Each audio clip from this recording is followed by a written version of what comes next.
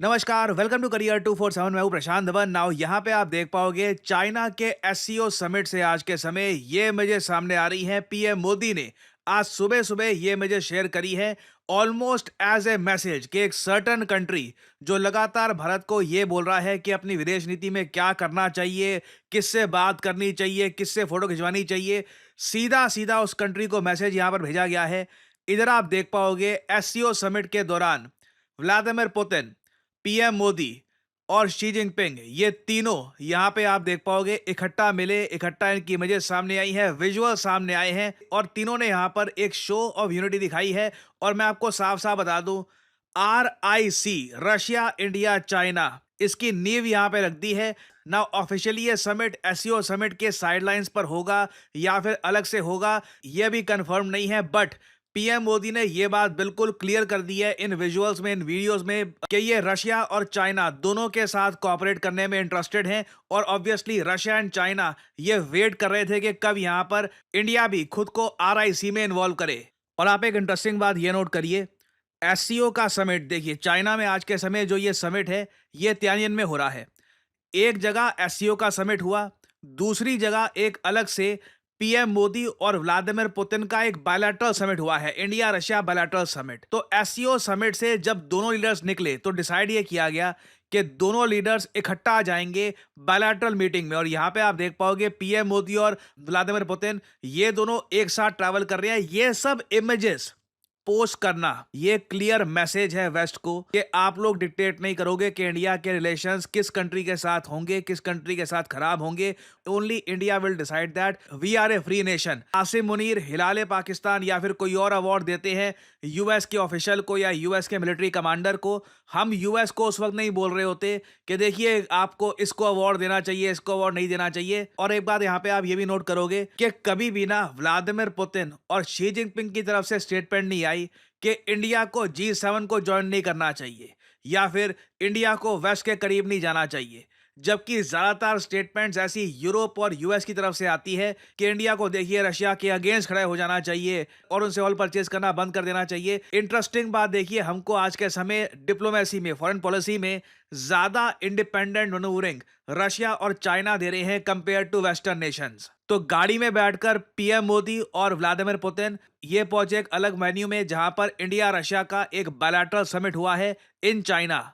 और यहाँ पे आप देख पाओगे रशिया और इंडिया के समिट के विजुअल्स आपको दिख जाएंगे। पीएम मोदी ने यहाँ पर यह बोला है कि हिस्टोरिकली आप अगर देखिए तो इंडिया रशिया ने हमेशा शोल्डर टू शोल्डर एक दूसरे का साथ दिया है। और इस स्टेटमेंट से साफ साफ पता लगता है कि इंडिया कहीं से भी अपनी जो पार्टनरशिप है रशिया के साथ, जो ग्लोबल स्ट्रेटेजिक पार्टनरशिप है, इसे अफेक्ट नहीं होने देगा। उल्टा रशिया से इस महीने आप देखोगे सितंबर महीने में मोस्ट प्रोबब्ली हम ऑयल और ज्यादा परचेज करने वाले हैं। और मैंने जो रशियन मीडिया में आर्टिकल्स देखे हैं, जो रशियन जियोपॉलिटिकल एनालिस्ट के ब्लॉग्स देखे हैं, इनकी पोस्ट देखी है, मैं आपको साफ साफ बता दूं रशियंस भी बहुत ज्यादा अप्रिशिएट करते हैं आज के समय कि इंडिया यूएस के प्रेशर के बावजूद रशिया से अभी भी ऑयल परचेज कर रहा है। और अगेन देखिए, इंडिया ऑयल जो परचेज करता है उसका पेट्रोल डीजल बहुत कुछ हम बनाते हैं। रिसेंटली ये बात सामने आई है कि यूक्रेन सबसे ज्यादा डीजल इंडिया से परचेज करता है। यूक्रेन का 15 से 20% के आसपास जो डीजल है ये भारत से आ रहा है।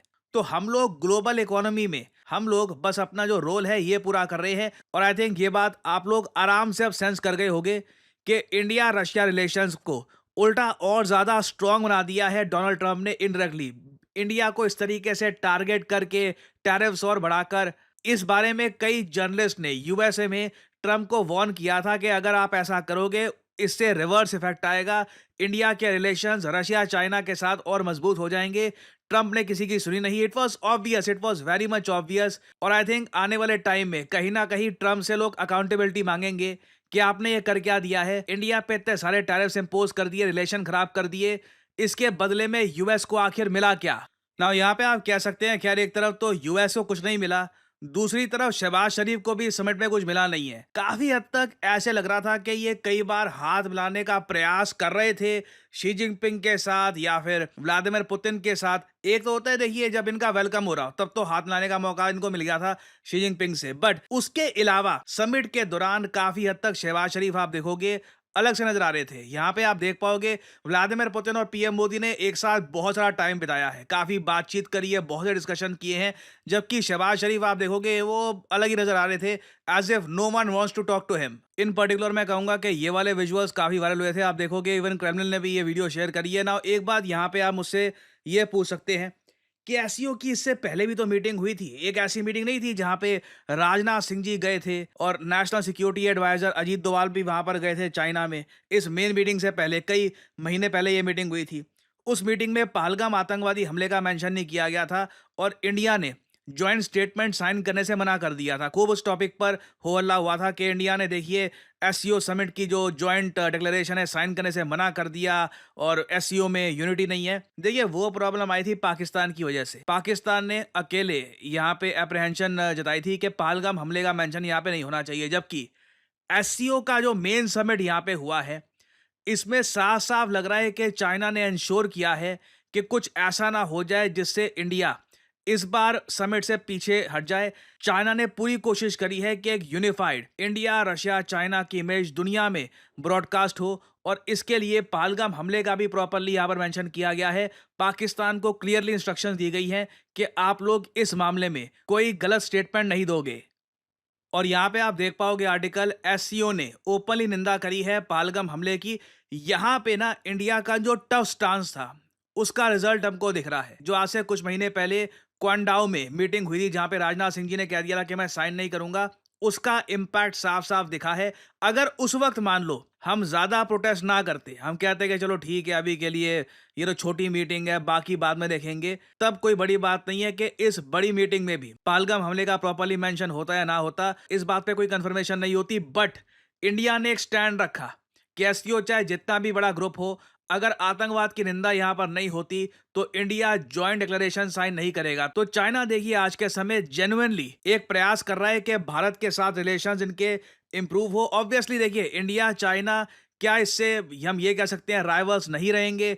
ऑब्वियसली ऐसा होगा नहीं। चाइना हमेशा भारत को ऐसे दिखेगा कि कल को इनकी जो इकोनॉमिक ग्रोथ है अभी आने वाले 10-20 सालों में तो नहीं, 40-50 सालों में चाइना से कैचअप करनी ना स्टार्ट कर दे इंडिया, कंपटीशन ना देना स्टार्ट कर दे चाइना को, इवेंचुअली वहां पर चाइना में इस बात को लेकर इनसिक्योरिटी रहेगी क्योंकि चाइना की जो पॉपुलेशन है ये भी कोलैप्स कर रही है। बट एटलीस्ट मैं यहाँ पर ये कहूंगा चाइना को ये समझ में आ गया है कि इंडिया के साथ रिलेशंस खराब करके इंडिया यूएस रिलेशंस को स्ट्रांग होने का मौका देना ये एक बहुत ही बड़ा ब्लंडर होगा। जो ट्रंप आज के समय करके बैठ गए हैं ना, शी जिनपिंग बिल्कुल नहीं करना चाहते। और आप देखोगे आने वाले समय में इंडिया चाइना रिलेशंस को और स्ट्रांग करने के लिए स्टेप्स उठाए जाएंगे। और अभी तो देखिए एक और बड़ा इवेंट होना है इसी साल, व्लादिमीर पुतिन भारत में आएंगे, ये बात कंफर्म कर दी है पीएम मोदी ने। यहाँ पे आप देख पाओगे इस वीडियो में पीएम मोदी कहेंगे 1.4 बिलियन इंडियंस आपका वेट कर रहे हैं कि आप कब दिसंबर में भारत में आओगे। In December this year, 1,400,000,000 Indians are looking forward to welcoming you in India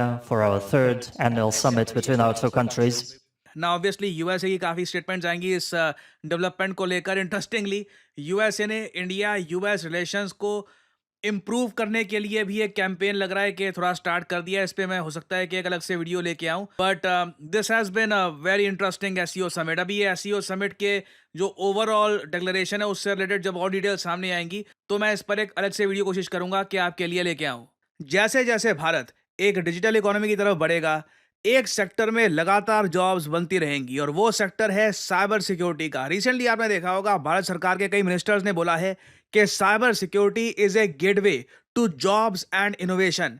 Europe US में आप देख लीजिए वैसे ही बहुत ज्यादा डिमांड होती है साइबर सिक्योरिटी एक्सपर्ट्स की। इंडिया में भी आप देखोगे आने वाले समय में वेरियस रोल्स में, चाहे साइबर सिक्योरिटी एनालिस्ट हो, साइबर सिक्योरिटी कंसल्टेंट हो, इंफॉर्मेशन सिक्योरिटी एनालिस्ट, लगातार इन जॉब्स की डिमांड बढ़ती रहेगी और आराम से इन जॉब्स में एंट्री लेवल पर एक आदमी 4 से 5 लाख रुपए पर एनम अर्न कर सकता है। मैं हमेशा आपको रियलिस्टिक फिगर्स बताऊंगा, मैं कभी आपको ये नहीं बोलूंगा कि कोई 20-25 लाख रुपए कमा सकता है, बिकॉज वो अमाउंट आपको काफी साल के एक्सपीरियंस के बाद देखने को मिलेगा। ऑफ कोर्स इस इंडस्ट्री में आपने अगर अपना नाम बना लिया, you are good at what you do, तो आराम से एक बार को आपका पैकेज 15 से 20 लाख पर एनम भी जा सकता है ना। यहाँ पे आपको समझना होगा कि what you need to do.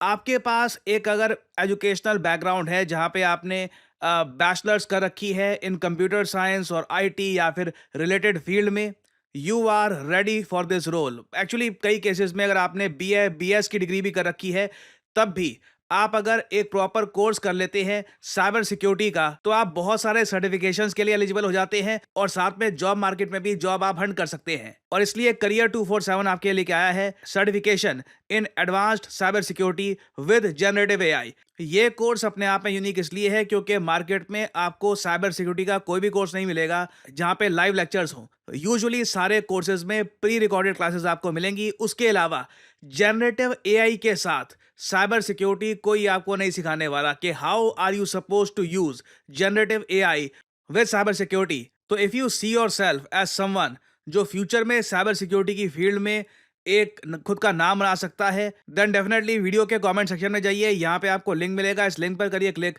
यहाँ पे अपना नाम, email ID, number, discount code obviously यहाँ पर PD10 डालिए और सबमिट कर दीजिए और आपको करियर 247 की तरफ से कॉल आएगा and you can ask your questions and you can begin your journey in the field of cyber security. So इसी नोट के साथ ये है वीडियो का अंत। Thank you for listening and as I always say, may the gods watch over you.